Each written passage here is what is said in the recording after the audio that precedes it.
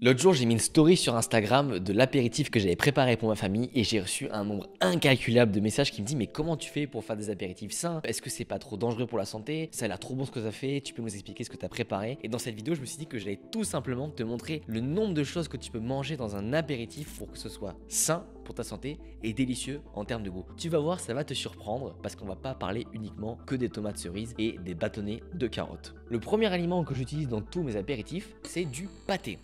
Encore une fois, tu me connais maintenant si t'es abonné à la chaîne, si c'est pas le cas, abonne-toi. On a tendance à diaboliser des aliments qui sont bons pour la santé. On a peur du beurre, mais l'alcool ça va. On a peur des jus de fruits maison, mais le coca ça va. Le pâté c'est pareil. Globalement le pâté c'est un peu salé, mais il vaut mieux que ce soit salé que rempli d'additifs pour la conservation. Et l'avantage du pâté, c'est que dedans tu vas avoir plein d'ingrédients qui sont bons pour ta santé. Le foie de bœuf, le foie de porc, la gorge, la langue, c'est partie de l'animal que tu n'as pas envie d'acheter chez le boucher et de cuisiner. Elles vont être pour toi dans le pâté, ce qui fait du pâté un produit riche en vitamine A, en zinc et en fer. Donc contre toute attente, c'est un top produit pour l'apéro. Le deuxième ingrédient que je prends dans tous mes apéritifs, c'est du saucisson de bœuf. Encore une fois, tu auras plus de fer comme c'est pas du porc et que ça vient du bœuf, ce sera moins gras et la conservation du saucisson de bœuf permet de ne pas mettre autant d'additifs qu'un saucisson industriel classique. De façon générale, achète tout ça chez le boucher ou si possible en magasin bio. Par exemple, moi je vais chez Naturalia, le pâté au sanglier, il est délicieux. Le troisième ingrédient, c'est le saumon fumé.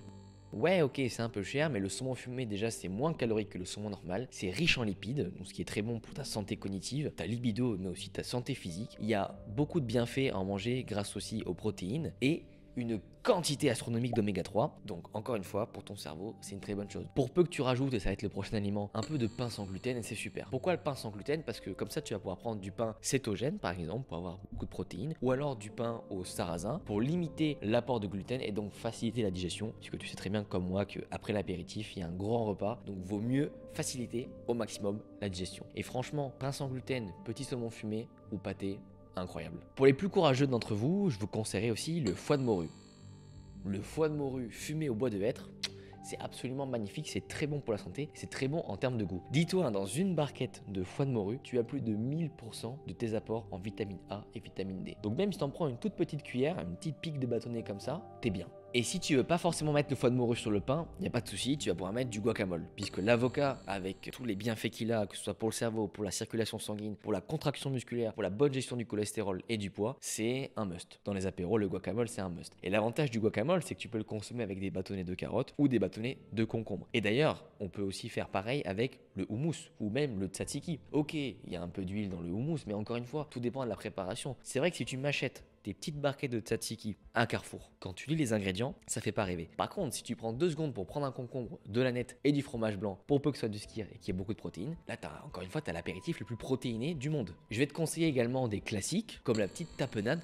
La tapenade, c'est vrai que c'est assez salé. C'est vrai que la façon dont elle est broyée, ça perd un peu les bienfaits des olives, mais il faut aussi se faire kiffer. Et d'ailleurs, en parlant de kiff et en même temps de produits bons pour la santé, prends du fromage lors de tes apéros. Les fromages à pâte dure sont souvent au lait cru. Le lait cru est très bien digéré par le corps et des produits comme le parmesan, le comté ou l'emmental sont extrêmement riche en protéines, très riche en bons lipides, riche en caséine, une protéine qui met du temps à s'absorber par le corps, donc du coup tu vas avoir une croissance musculaire, pour parler vulgairement, plus longtemps sur la journée, beaucoup de calcium, ce qui est très bon pour tes os, et aussi beaucoup de leucine, une des protéines qui est tout simplement un des 22 acides aminés, donc des protéines qui permettent la prise de masse tout simplement, mais la leucine est particulièrement importante pour accélérer le processus. Je te mets en description mon guide sur la prise de masse et également sur la perte de poids, comme ça on reste focus sur les bienfaits de l'apéritif que je te montre et on part pas dans tous les détails sur la prise de muscle et la perte de poids par rapport à cet apéritif. Après, fais-toi kiffer, hein, tu peux inventer. Par exemple, tu peux prendre des oléagineux.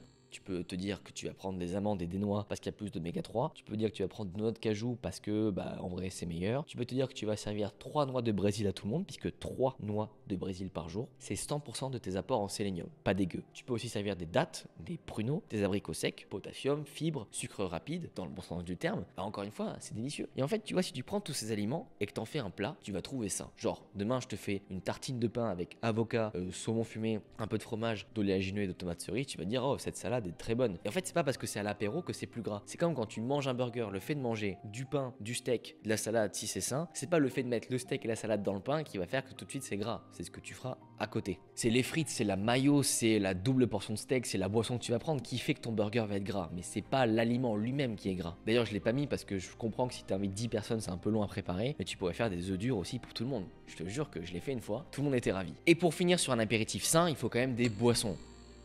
Alors oui, un verre de vin par jour c'est bon pour la santé, c'est une connerie parce qu'il faudrait boire plus de 20 litres par jour pour avoir 100% de tes antioxydants. On va éviter les boissons zéro, on va éviter tout ce qui est industriel. Il y a plusieurs options. Première option, le kombucha, une boisson à base de fruits fermentés avec un peu de sucre de canne roux, mais franchement ça passe, très peu calorique et très bonne pour la santé. Tu as tout ce qui est eau pétillante également, c'est très bon. Des infusions aussi, ça fait un petit peu vieux mais j'ai pas honte de dire que j'en prends, j'aime beaucoup. Et tout simplement les jus de fruits et légumes maison. Franchement, tu as tes invités, tu leur fais un petit jus carotte, orange, curcuma. En plus d'améliorer leur santé, tu vas les faire kiffer. Et si tu invites une fille et que tu veux lui faire un petit apéritif sain, tu lui fais un petit jus à base de gingembre et je peux te dire, tu m'enverras un message pour me remercier. Et avec tout ce que je t'ai présenté, tu peux voir que franchement, avoir un apéritif sain et délicieux, c'est complètement possible. Et que oui, je t'ai pas parlé des petits bâtonnets de saucisson de porc. Oui, je t'ai pas parlé des chips. Oui, j'ai pas mis d'apéricube ou même de graissin. Mais là, tu as un apéritif que tu peux faire quasiment tous les jours parce que c'est hyper sain. Tu auras tes protéines, tes vitamines, tes minéraux, tes lipides, tes glucides. Tu vas pas prendre de gras. Tu vas même pouvoir prendre du muscle puisqu'on l'a vu avec tous les nutriments qu'il y a, c'est possible. Et si tu fais ça le soir, tu vas même pas impacter ton sommeil.